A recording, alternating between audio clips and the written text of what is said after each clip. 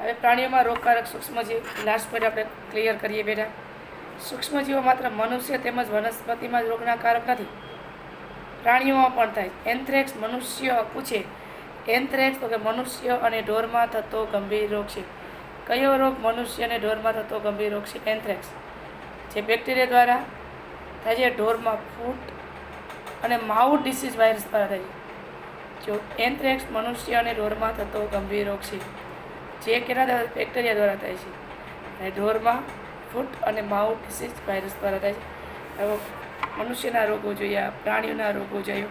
હવે કોઈ વનસ્પતિ આપણે કે આ વખતે કપાસ પ્રોપર નથી થયો, મગફળી પ્રોપર નથી થઈ, ઘઉં બરાબર નથી થયા, તો એની અંદર પણ રોગ આવ્યો. તે વનસ્પતિમાં કયા કયા રોગ આવે છે અને રોગના ઉપચાર માટે આપણે શું કરવું જોઈએ? દવા છાંટવી જોઈએ. વનસ્પતિમાં રોગકારક સૂક્ષ્મજીવ, અનેક સૂક્ષ્મજીવો ઘઉં, ડાંગર, બટાટા, શેરડી, સંતરા, સફરજન વગેરે વનસ્પતિઓના રોગના કારક છે. રોગના કારકો પાકના ઉત્પાદનમાં ઘટાડો કરે છે. કેટલીક વનસ્પતિ રોગ દર્શાવવામાં આવેલા છે. કેટલાક રસાયણનો ઉપયોગ કરવાથી પણ રોગ ઉપર નિયંત્રણ થઈ શકે. વનસ્પતિજન્ય રોગમાં છે સાઇટ્રસ કેન્કર. પહેલો રોગ છે સાઇટ્રસ કેન્કર. સૂક્ષ્મજીવ છે બેક્ટેરિયા, ફેલાવાની રીત છે હવા. બીજો છે ઘઉંનો રસ, જે ઘઉંમાં થતો ફૂગ દ્વારા થાય, ફેલાય હવા અને બીજ દ્વારા. ભીંડાનો પિત્ત, ભીંડામાં થતો એટલે ભીંડાનો પિત્ત, જે ઓકરા પણ કહેવામાં આવે, જે વાયરસ અને જે કીટક દ્વારા થાય. બરાબર. આ વનસ્પતિમાં થતા રોગ છે સાઇટ્રસ કેન્કર, બેક્ટેરિયા આધારિત, ઘઉંનો રસ ફૂગ આધારિત, ભીંડાનો રસ વાયરસ આધારિત. ખોરાક વિષાક્તન. આપણે જે ખોરાક કઈ રીતે ઝેરી બને છે, આપણે શા માટે વ્યવસ્થિત ખોરાક ખાવો જોઈએ? પૂજો એના મિત્રની પાર્ટીમાં ગયો, અનેક પ્રકારના ભોજન આરોગ્ય, ઘરે પહોંચે તો ઉલટી થવા લાગી, એને હોસ્પિટલે જવા મળ્યું. પહેલીને આશ્ચર્ય થયું કે ખોરાક કઈ રીતે વિષ બને છે, ખોરાક કઈ રીતે ઝેર બને છે. આપણે ઘણીવાર પેપરમાં વાંચ્યું હોય છે, જમણવારમાં જતાં 50 માણસોને ફૂડ પોઈઝનિંગ. ફૂડ પોઈઝનિંગ એટલે ખોરાક ઝેર બની ગયું, પોઈઝન બની ગયું. જ્યાં લગીની ફૂડ પોઈઝનિંગ એ શરીરમાંથી અંદરથી બહાર ન નીકળે, ત્યાં લગીને માણસ પ્રોપર જમી ન લગે, તકલીફમાં મુકાઈ જાય. ખોરાક ઝેર એટલે વિષાક્તન સૂક્ષ્મજીવો દ્વારા દૂષિત કરવામાં આવેલા ખોરાક દ્વારા થાય છે. સૂક્ષ્મજીવો હોય ને પડતર ખોરાક હોય, એમાં ઉનાળો હોય, તમને દૂધની આઈટમ હોય, કે આજે સવારે દૂધ બનાવ્યું હોય ને પ્રોપર ઠંડી જગ્યાએ ફ્રીજમાં ન મૂક્યું હોય, બીજે દિવસે બધું મિક્સ દૂધ આવે તો તમને ખોટી વાસ આવતી હોય તો તમે ખાઓ, બરાબર, એ બગડી ગયું હોય, એટલે તમારા બોડીને પરફેક્ટ ન થાય, તમને ફૂડ પોઈઝનિંગ થાય. ક્યારેક ક્યારેક વિષકારક પદાર્થ ઉત્પન્ન થાય છે, જે ખોરાકને વિષયુક્ત બનાવી દે છે. ઉલટી થાય ત્યારે તને ખબર હશે, આપણે જવું ન ગમે, કારણ કે કોઈને ઉલટી ચાલુ હોય, આપણે ઉલટી ચાલુ થઈ જાય, કારણ કે વાસ જ એટલી ખરાબ હતી, બધું વિષ બહાર નીકળતું હોય. જે આ તરીકે ઉપયોગ કરતી વ્યક્તિ ગંભીર બીમાર થઈ જાય છે, ક્યારેક તો તેનું મૃત્યુ પણ થઈ શકે છે. મિત્રો, આવો વિષાણુયુક્ત ખોરાક થવાથી મૃત્યુ પણ થઈ શકે છે. ખોરાકને દૂષિત થતો અટકાવવો જોઈએ. ખોરાકની જાળવણી. પ્રકરણ 1માં આપણે અનાજની જાળવણી, તેમના સંગ્રહના ઉપાયો વિશે અભ્યાસ કર્યો. આપણે બનાવેલા ભોજનની જાળવણી ઘરે કેવા પ્રકારે કરી શકાય? ખુલ્લા સ્થાને કે ભેજવાળી જગ્યાએ, રાખેલા બ્રેડ ઉપર કે ફૂગ ઉપર. સૂક્ષ્મજીવો આપણા ખોરાકને દૂષિત કરે છે. દૂષિત ખોરાકમાંથી વાસ આવવા લાગે છે, સ્વાદ પણ ખરાબ થઈ જાય છે, રંગરૂપમાં પણ પરિવર્તન આવે છે. તો ખોરાકનું દૂષિત થવું એક રાસાયણિક પ્રક્રિયા છે.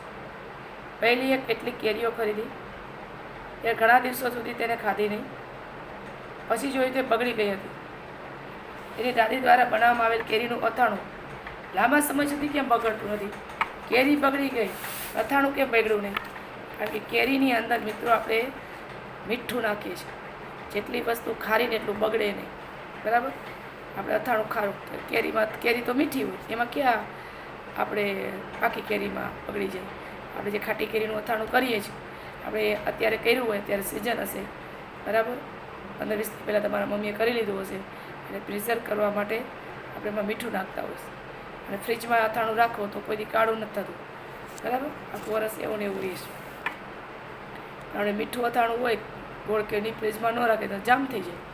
ખાટી કેરીનું જે આપણે રાખી શકીએ, પછી તો આપણે બહાર જ રાખીએ છીએ. દિવાળી પછી વળી એવું લાગે કે કાળું દેખાય છે, પછી આપણે મૂકીએ છીએ. ચાલો આપણે ખાદ્ય પદાર્થની જાળવણી કેટલીક પદ્ધતિ ભણીએ. એક છે રાસાયણિક પદ્ધતિ. ખાદ્ય પદાર્થ કઈ રીતે જળવાવો જોઈએ? સૂક્ષ્મજીવોની વૃદ્ધિ અટકાવવા માટે શા માટે મીઠું તથા ખાદ્ય તેલ વપરાય છે? મીઠું વપરાય, ખાદ્ય તેલ વપરાય. આપણે ઘઉં હોય, ઘઉંની અંદર આપણે એરંડિયું તેલ મૂકીએ છીએ, કડવો લીમડો નાખીએ છીએ, એ અનાજની જાળવણી છે. બરાબર? કે સૂક્ષ્મજીવોની વૃદ્ધિ અટકાવવા માટે સામાન્ય રીતે મીઠું અથવા ખાદ્ય તેલ વપરાય છે. તેને જાળવણીકારક પદાર્થ કહે છે. અથાણું બનાવવામાં મીઠું તથા એસિડ પ્રિઝર્વેટિવનો ઉપયોગ સૂક્ષ્મજીવોનું આક્રમણ અટકાવવા માટે થાય છે. અથાણું બનાવવામાં શું વપરાય છે? મીઠું તથા પ્રિઝર્વેટિવ એસિડ. આપણે વિનેગાર નથી કહેતા, આપણે ઓલો એસિડ નહીં, આપણે ટોમેટાનો સોસ બનાવ્યો હોય, આપણે એમ કે 5 કિલોનો સોસ બનાવ્યો છે, તો તમારે કેવું પડે? પેકેટ આવે 5 કિલો હોય તો એમાં કેટલો આપણે વિનેગાર નાખો, પ્રિઝર્વેટિવ પદાર્થ આપણે વિનેગાર નાખીએ જ. આપણે આ જે કિસાનના કે મેગીના સોસના પિચકા લેતા હોય એમાં પ્રિઝર્વેટિવ પદાર્થ નાખેલો તો જ આપણે બરાબર આ વર્ષે ખાઈ શકતા હોય. આપણે ઘરે પણ બનાવીએ છીએ ઘણા લોકો, એમાં પ્રિઝર્વેટિવ નાખી અને બોટલ ભરી લ્યો તો કંઈ થતું નથી. આવા પ્રિઝર્વેટિવ પદાર્થ પણ તમને મળતા હોય છે. સોડિયમ બેન્ઝોએટ, સોડિયમ મેટાબાયસલ્ફેટ જાણીતા પ્રિઝર્વેટિવ છે. કયા પદાર્થ પ્રિઝર્વેટિવ છે? Sodium benzoate, sodium metabisulphite. Sodium benzoate, sodium metabisulphite preservative છે. ફળોના જામ અને રસને પણ બગાડતા અટકાવે છે. સૂક્ષ્મજીવની વૃદ્ધિ અટકાવવા માટે મીઠું અને ખાદ્ય તેલ વપરાય છે. તે જાળવણીકારક પદાર્થ છે. અથાણું બનાવવા માટે મીઠું વપરાય છે. સોડિયમ બેન્ઝોએટ, સોડિયમ મેટાબાયસલ્ફેટ જાણીતા પ્રિઝર્વેટિવ છે. ફળોના જામ તથા રસને પણ બગાડતા અટકાવે છે. મીઠા દ્વારા જાળવણી. લાંબા સમયથી મીઠાનો ઉપયોગ માંસ તેમજ માછલીના જાળવણી માટે કરવામાં આવે છે. લાંબા સમયથી મીઠાનો ઉપયોગ કે માંસ અને માછલીની જાળવણી માટે કરવામાં આવે છે.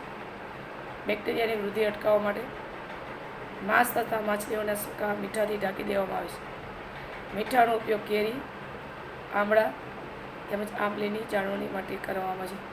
મીઠાનો ઉપયોગ ક્યાં રીતે થાય? કેરી, આમળા અને આંબલીની જાળવણી માટે થાય છે. આપણે પહેલો ઉપયોગ કર્યો મીઠા દ્વારા જાળવણી. આપણે શર્કરાની મદદથી જાળવણી. જામ અને જેલી હોય એ તે મીઠી વસ્તુ છે, ફળોના રસ હોય એનીથી બનેલી હોય છે. આપણે બીજી જાળવણી શર્કરાની મદદથી જાળવણી. જામ, જેલી તથા ફળોના રસની જાળવણી શર્કરા વડે કરવામાં આવે છે. શર્કરા ભેજનું પ્રમાણ ઘટાડે છે, જે ખોરાકને દૂષિત કરતા બેક્ટેરિયાની વૃદ્ધિ અટકાવે છે. સમજો, ખોરાકને દૂષિત કરતા બેક્ટેરિયાની વૃદ્ધિ કોણ અટકાવે છે? બરાબર, જામ, જેલી અને ફળોના રસમાં શર્કરા, કે શર્કરા છે એ બેક્ટેરિયાની વૃદ્ધિ અટકાવે છે. તો શર્કરા કેમાં એડ કરવામાં આવે? જામ અને જેલી. તેલ તેમજ વિનેગર દ્વારા તેલ એડ કરીએ છીએ. બરાબર, ઘણીવાર એવું હોય ચટણી તમે દળાવેલી હોય તો એ તેલ નાખી અને પછી ચટણી ઘણા ભરતા હોય એટલે કલર ડલ ન થાય. તેલ તથા વિનેગરનો ઉપયોગ અથાણાને બગાડતા અટકાવવા માટે કરવો છે. એટલે એમાં તો નાખીએ છીએ, કારણ કે બેક્ટેરિયા તેની હાજરીમાં મૃત્યુ હોય. તેલ અને વિનેગર હોય, આપણે કોઈ અથાણું બનાવ્યું હોય એમાં બેક્ટેરિયા વિનાશ પામે છે, કારણ કે બેક્ટેરિયા તેની હાજરીમાં મૃત્યુ પામે છે. શાકભાજી, ફળ, માછલી અને માંસની જાળવણી. શાકભાજીની જાળવણી કરવી, ફળની, માંસની જાળવણીમાં પણ આ ઉપયોગી. આપણે એમ થાય આપણે તો કોઈ પણ ફ્રૂટ આખું વરસ મળે છે.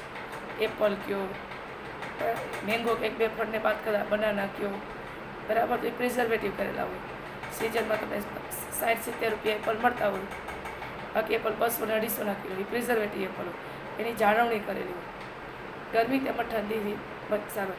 બાકી આપણે ખરેખર જે સિઝનેબલ ફ્રૂટ હોય એ જ ખાવું જોઈએ.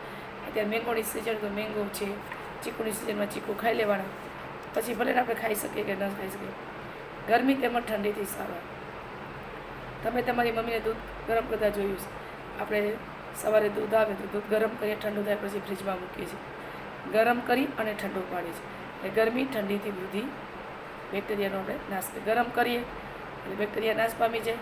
પછી દૂધને ઠંડુ કરીએ એટલે ઠંડુ હોય તો ઠંડામાં બેક્ટેરિયા થાય નહીં. તમે તમારી મમ્મીને દૂધ ગરમ કરતા જોયા હશે. ગરમ કરવાથી અનેક સૂક્ષ્મજીવો નષ્ટ થાય છે. એટલે આપણે ગરમ પાણી પીવું જોઈએ. આ પ્રકારના ખોરાકને રેફ્રિજરેટરમાં મૂકીએ છીએ કે ભાઈ નીચું તાપમાન સૂક્ષ્મજીવોની વૃદ્ધિ અટકાવે. દૂધ ગરમ કર્યું, ઠંડુ થાય પછી ફ્રીજમાં મૂકીએ, એમાં બેક્ટેરિયા થતા નથી. કોથળીમાં આવતું દૂધ કેમ બગડતું નથી? મારી મમ્મીએ બતાવ્યું કે આ દૂધ જીવાણુ રહિત છે, પેસ્ચ્યુરાઇઝેશન. આપણે કોથળીમાં ગોપાલની કોથળી લઈએ કે બરાબર, ગોલ્ડ લઈએ, અમૂલ ગોલ્ડ લઈએ, તાજા લઈએ, માહી લઈએ, એ કોથળી હોય એ ફ્રીઝરમાં જ હોય. સવારે હોય તો ફ્રીજમાં હોય ને એમને ઘણી વાર ટૂંકમાં રોડ ઉપર બેઠા હોય છે, પેસ્ચ્યુરાઇઝ કરેલું હોય, એમાં ઝડપથી બગડતું નથી. બરાબર, પેસ્ચ્યુરાઇઝ દૂધ ઉકળો હોય, અમુક ટેમ્પરેચરે ઉકળેલા હોય, એમાં પણ સૂક્ષ્મજીવો નાશ પામેલા હોય. પછી આમાંથી વ્યાખ્યા અગત્યની આવશે પેસ્ચ્યુરાઇઝેશન એટલે શું, કેટલા ટેમ્પરેચરે આપણે આ પેસ્ચ્યુરાઇઝેશન કરીએ છીએ. પેસ્ચ્યુરાઇઝ દૂધને ઉકાળ્યા વગર વાપરવામાં આવે છે, કારણ કે તે સૂક્ષ્મજીવ રહે છે. તેના માટે દૂધને 70 સેન્ટીગ્રેડ તાપે રાખવું.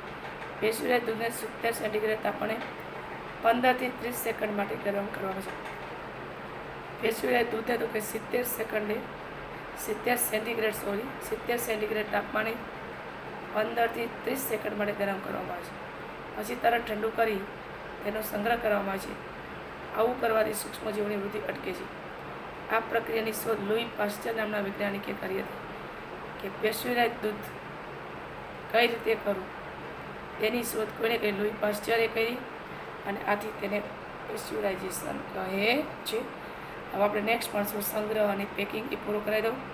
આજકાલ સૂકો મેવો, શાકભાજીને પણ હવાચુસ્ત બંધ પેકેટમાં વેચવામાં છે, જેનાથી સૂક્ષ્મજીવોની સુરક્ષા પ્રાપ્ત છે. હવે તમે જે ગોપાલના એના જે પેકેટ લ્યો છો, બરાબર, એની અંદર પણ ઓક્સિડન્ટ પદાર્થ હોય છે, એ એડ કરવામાં છે, જેથી બાલાજી વેપર હોય, હવા જાજી હોય, વેપર તો આખી 8-10 જ નીકળે, બરાબર, ટુકડા, પણ એમાં એવા પદાર્થ હોય જેથી વેપર બગડતી નથી. 3 મહિના કે 6 મહિનાનો જે પીરિયડ હોય એ રહે છે. બાકી ઘરે તળેલી વેપર હોય 20-15 દી પછી ખાધો ટેસ્ટ બદલી જાય છે.